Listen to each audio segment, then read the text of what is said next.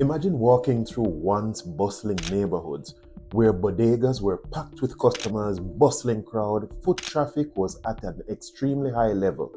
Now this has been replaced by an eerily quiet street, neighborhoods being emptied out, towns and shopping areas being empty, and there are no customers shopping in these stores. What has happened? Store owners are whispering about dwindling sales and workers are not showing up for work. What is happening? It is like a new pandemic has hit and is sweeping across the United States, not only in New York City, but in several towns across the United States, with more to come, especially those towns known as safe havens. But this is now a new type of pandemic that is sweeping. But it's not a virus, it's actually the immigration crackdown that is happening. Now, if you've been living under a rock, I am going to be showing you exactly what has been happening. Look at this. We went to bodegas in Washington Heights, then came over here to the Bronx. Less money coming in, employees not showing up are some of the things that we heard. But for others, President Trump's immigration crackdown means... So across America, as the immigration crackdown heightens and ramps up, there is an effect that no one thought about. And there are several impacts and ripple effects going through the economy that maybe had some persons being revealed as hypocrites, crying and shouting for undocumented workers to be deported and sent back home when their very existence and their profitability relied upon it. We are going to be looking at today who are the real hypocrites, what are the real implications of undocumented workers being sent back home, what was their contribution to the economy, to the profitability of several employers, and who is really now feeling the impact of undocumented workers being sent back home. So, stay tuned.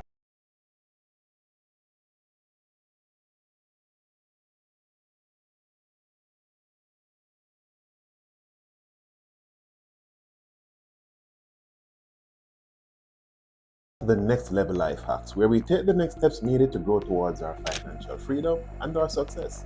Now today, the main point of this video is that we are going to be looking at the economics of illegal labor and who was really paying the price.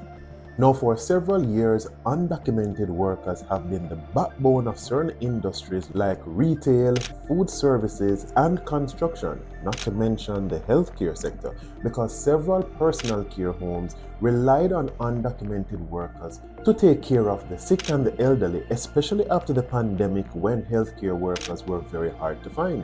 They filled roles sometimes exploitatively because undocumented workers were paid way below the minimum wage, so employers were having a robust under-the-table payment and very low wages while they enjoyed super profits, because what they paid to undocumented workers, they could never have paid to legal immigrants in the United States. So now that there is a crackdown on illegal and undocumented workers, now you're finding that several employers across several industries are having persons not turning up for work, and now they are in a critical situation because they cannot find workers. Now this comes back to one underlying question that is being asked over and over and no one can answer it.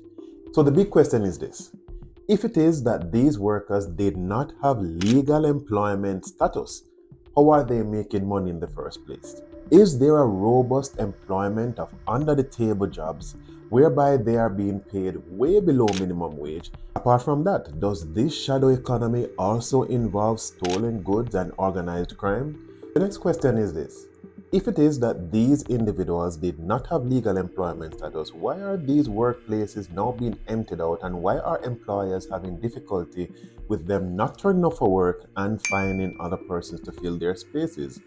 Why is it also that several third world countries, a major part of their economy is based on money remittances coming from these same undocumented persons? Did you say, how did I know that these remittances are coming from undocumented persons? Did you ask and did you just say that there's no way that these undocumented persons who do not have legal employment status could be working in the US?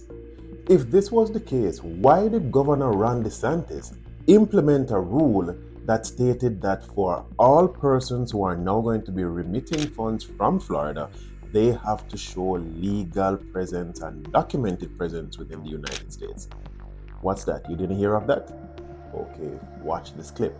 Another way to reduce incentives. So what happens is people will come illegally because they can work more menial tasks but make a lot more money in the US than they can in like a third world country. So they'll come, make money, and then they send money back in remittances to the host, to their family, friends, wherever, to the home country. We are going to impose ID verification for foreign remittances. So you have to show, it's like an e-verify for remittances. The money transfer company has got to run you through to make sure that you're lawfully able to be in the country and to send money outside of our country. Now, doesn't this highlight a certain hypocrisy?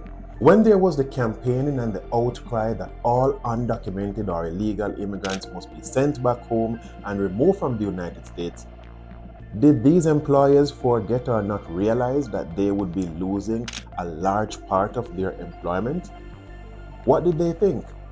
They must have had short memory, because this is now the reason why there are so many bodegas in New York that no longer have employees turning up for work, and also the customers themselves that have spending power, because they are afraid and in hiding, they are not coming out to purchase. As it is mentioned in some of these clips here, they are afraid to be seen in public because they are afraid that they might be scooped up by ICE. What this also says is that if it is that these undocumented or the illegal immigrants are no longer here and they are afraid to come out and spend, what is going to happen to the economy when these persons, they are no longer spending? But then again, what is going to happen when these employers now have to be paying more money because they now have to be employing legal immigrants a much higher wage?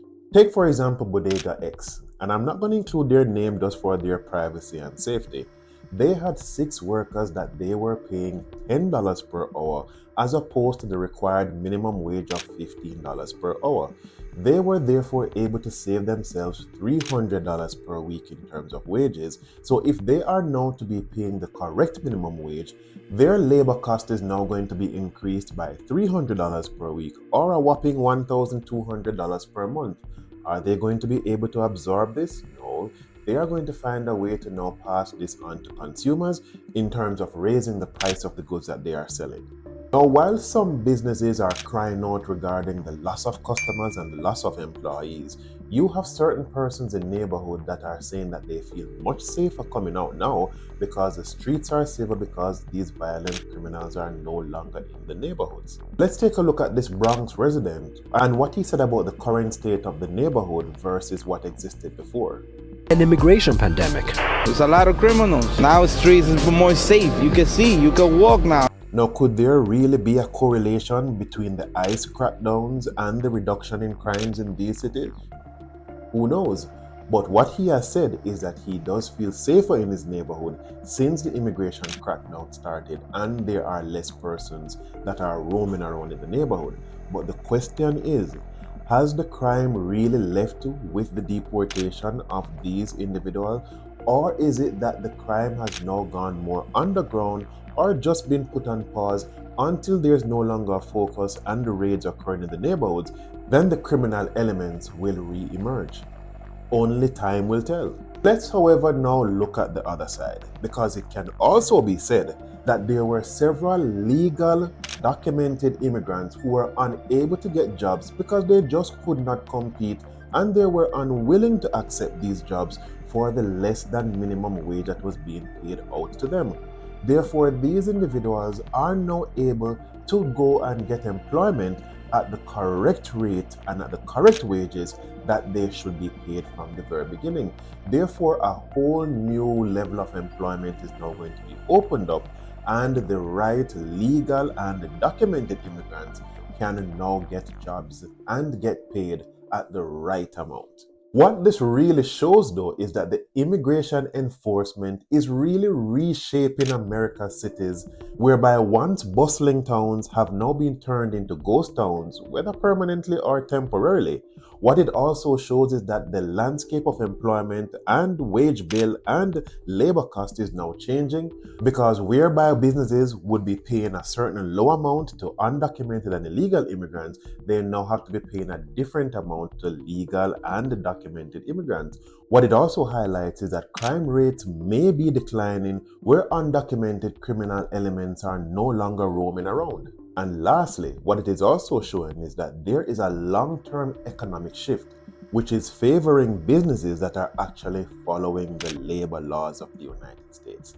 However, at the end of the day though, what it points out is that the immigration crackdown is having much further implication than what we possibly thought, and it is really uncovering some hypocrisies that existed among certain employers and certain cities within the United States. Who is really feeling the pinch of undocumented immigrants being sent back home or being sent into hiding? Are these safe haven cities going to be able to recover from the loss of these undocumented workers? Only time will tell. All I know is that I thank you for being here, for sharing this time with me. I enjoyed presenting this information to you. If you have not done so as yet, please subscribe, like, and share this video with anyone else you think might benefit from this information. Thank you for watching and see you in the next video.